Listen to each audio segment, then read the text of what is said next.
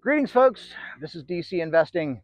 I've reached financial independence, and I'm talking about topics that may help others on their pathway to financial independence. And today, I want to talk about the economy, and I'm always looking for alternate methods to kind of gauge where I think we're at with the economy. And so today, I wanted to present some information that I think may, be somewhat helpful. Um, and a lot of the official data sources, a lot of people think are skewed for whatever political motivation that are out there, and they're not truly providing a real picture of what's happening in the economy. There's some mistrust in the official data sources. So it's good to find alternate sources to kind of figure out what's really going on. And um, so I have a sister who raises dogs, and that's her main source of income. And I'm going to talk today about what she's seeing with the sales of her facility. And so she's done this for a long time, decade and a half, maybe 2 decades. She's got the whole setup at the place that she's at. They have the puppy house. I'll call it a house because it's really nice. They have to meet all of the codes, and the place is air conditioned, and they've got inside, outside runs. It's all pretty amazing. But she's done this for a long time, and the dogs that she raises are dogs for rich people. They're little Pomeranian puff balls. From a guard dog perspective, they're completely useless, but they're the cute little things that if you don't like cats, these things are the size of cats, and you get their dog. So they probably sell for somewhere between 1 to 2,000 or a little more, or I don't know, something, but they're really cute, but not my type of dog. She sells those, and then she also does French bulldogs, which are kind of the smaller versions of bulldogs.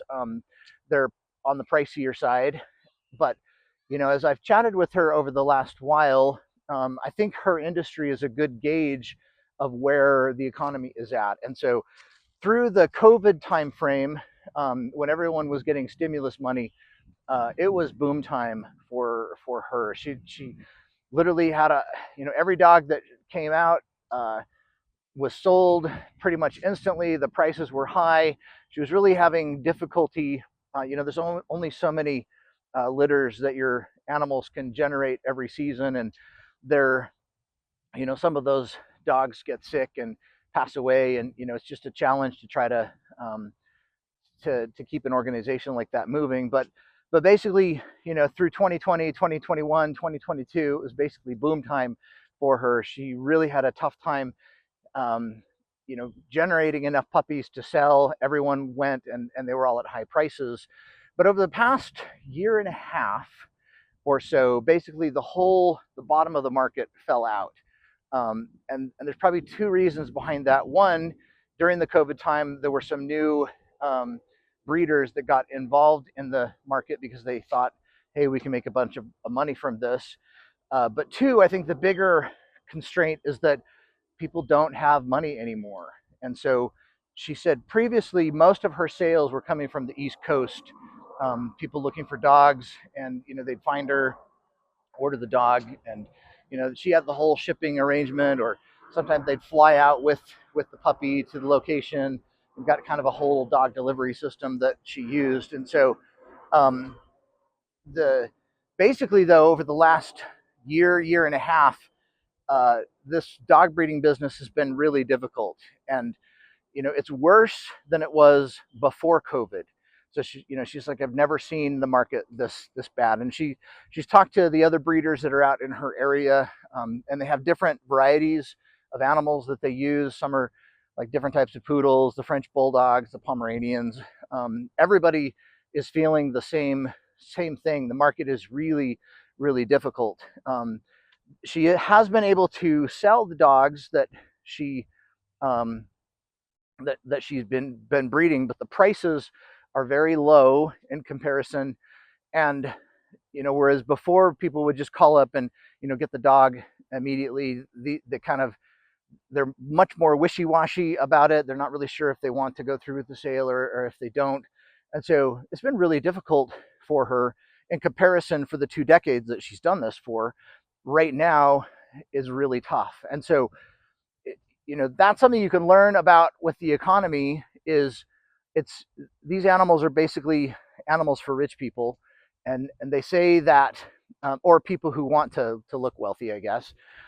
Folks say that it's the wealthy that are keeping the economy afloat right now, but I think there's a whole segment of the population that used to have access to funds that no longer do, and folks that would have sprung for one of these animals in the past because they're just cute, they're cuddly, they're friendshipy, are now not buying those animals anymore. So I like to, I follow up and I chat with her from time to time. I'm like, hey, has anything changed in the market? And she's like, no, it's just really awful. And the other aspect that makes it difficult is all of her costs have gone up.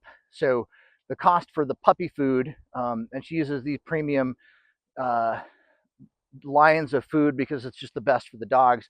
Basically, the puppy chow is like twice as expensive as it used to be. The vet expenses have gone through the roof. So all of the medications that she uses, the everything that had been an input cost to her business is now much more expensive, and the prices that she's been able to get from these animals have gone significantly down. She's really having a difficult time of this type of thing. So I thought I'd present that just as an overall barometer for the economy. We're all trying to make financial decisions based upon what we think is going on in the economy. And this is one little aspect, one business segment that had been booming that is now really struggling. And knowing information like this can help you make your own financial decisions. So comment along in the channel, what are you guys seeing in terms of your own industries? Are you feeling sluggish right now? Do you know of things that had been doing really well that are really not doing well right now? Because we can all use that information to make some good decisions for our own investment life. So leave a comment below, like, subscribe. Thanks so much for being a channel subscriber. I'll continue to make content that I think may be helpful in some way to the finance community, and we'll sign out. Thanks a bunch.